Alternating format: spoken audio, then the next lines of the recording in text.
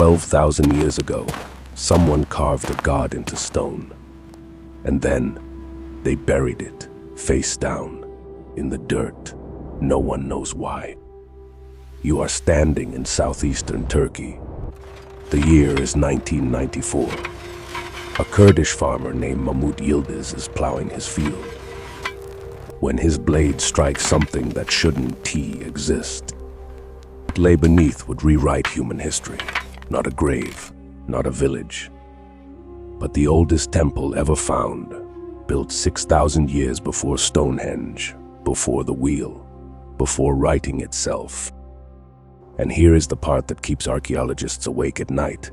The people who built this had no metal tools, no wheels, no permanent homes. They were hunter-gatherers, wandering the land, chasing gazelles. So how did nomads, with nothing but stone and bone, carve 20-ton pillars from solid bedrock and drag them uphill to build a cathedral in the wilderness? The farmer had no idea what he'd found, but a German archaeologist named Klaus Schmidt did. One look at that pale stone edge, and Schmidt knew this wasn't a medieval grave. This was something far older. Schmidt had seen pillars like this before, at another site called Navali Fordiori, but those were small. What lay beneath this Turkish hilltop would dwarf everything he'd ever imagined. Now imagine yourself there. You're standing on Göbekli Tepe, Turkish for Potbelly Hill. The air is dry, the sun is punishing, and beneath your feet lies the oldest monumental architecture ever discovered. The excavation would consume the next 2 decades of Schmidt's life. Layer by layer, his team uncovered not one temple, but at least 20 circular enclosures, buried one on top of another. Each enclosure was a circle of stone walls, 10 to 30 meters across, and standing inside each circle, like silent guardians frozen in time, were the T-shaped pillars. Up close, you realize these aren't just pillars. They're shaped like people. Look carefully. There are arms carved along the sides, hands folded across the belly, fingers almost touching above a carved belt. Faceless giants, no eyes, no mouths. Just these elongated T-shaped heads staring at nothing, or perhaps at something we can no longer see. The largest pillars stand over 5 meters tall. They weigh between 10 and 20 tons, and they were carved from solid limestone bedrock in a quarry half a kilometer away.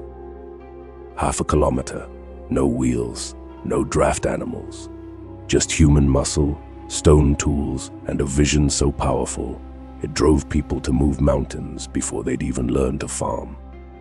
And here is where the story gets strange. Because this wasn't a city, there are no houses here, no ovens, no storage pits, no signs that anyone ever lived on this hill. Schmidt spent years looking for evidence of permanent settlement. He found none. His controversial conclusion: first came the temple, then came the city. Religion before agriculture, belief before bread. That idea turned archaeology upside down. For decades, scientists believed civilization began with farming, that only settled societies could build monuments. Göbekli Tepe proved them wrong. The strangeness doesn't end there. Walk with me through Enclosure D, the oldest and most elaborate structure on the site. What you see carved into these pillars will haunt your dreams. Foxes, snakes, scorpions, wild boars with curved tusks, lions frozen mid-prowl, vultures with wings spread wide, a menagerie of predators and scavengers, creatures that hunt, creatures that kill. Notice what is missing: no cattle, no sheep, no friendly animals. These hunter-gatherers chose to surround themselves with predators, as if the temple was meant to intimidate, not comfort. And then there are the spiders. Dozens of carved spiders scattered across the pillars, an obsession that appears nowhere else in prehistoric art. Why spiders? No one knows. Here is where it gets truly unsettling. Look at this pillar. Number 43. In enclosure D, archaeologists call it the Vulture stone. And what is carved here might be a message from 12,000 years ago.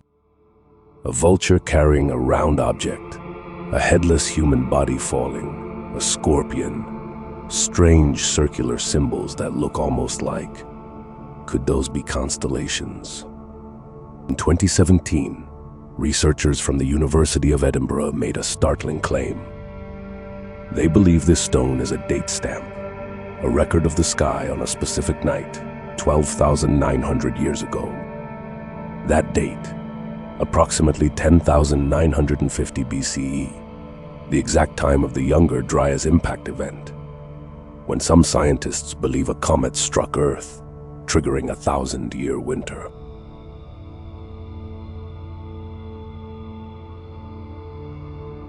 The strangest part is what Klaus Schmidt found scattered throughout the rubble. Human bones, specifically human skulls, with deep grooves carved into them after death. 3 skulls, each one deliberately defleshed, each one carved with deep lines running from front to back. One of them had a hole drilled through it, as if it was meant to be hung. Archaeologists call it a skull cult. The people who built Göbekli Tepe didn't just worship here. They displayed human heads, possibly ancestors, possibly enemies, possibly sacrifices. And the sculptures tell the same story. Across the site, researchers found stone statues with their heads deliberately broken off, snapped at the neck, removed by force.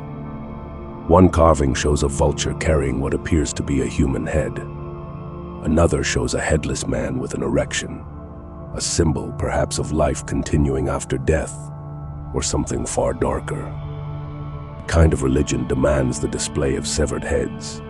What were these people afraid of, or trying to communicate with?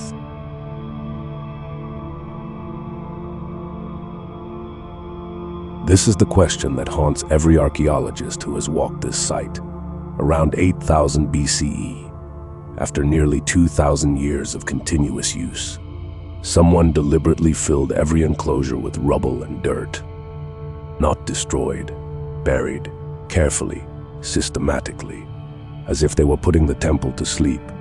50 cubic meters of soil and stone, shoveled by hand into each sacred circle. Why? Why spend generations building something so magnificent, only to bury it underground where no one could see it? What were they hiding or protecting? Some archaeologists believe each generation built a new enclosure, then buried the old one as part of a ritual cycle, death and rebirth, the temple consuming itself. Others think they were sealing away something dangerous, something they didn't want future generations to find, or something they were terrified would escape. The answer might lie in the site's name itself. Göbekli Tepe means potbelly hill in Turkish, but the local Kurdish population has another name for it, one that is far more disturbing. They call it Gura Mirazan, the Hill of the Dead, a name passed down through 10,000 years of oral tradition. Did local memory preserve what archaeology is only now discovering? And here is perhaps the most unsettling detail of all. Geomagnetic surveys have revealed that what has been excavated is less than 5% of what lies beneath.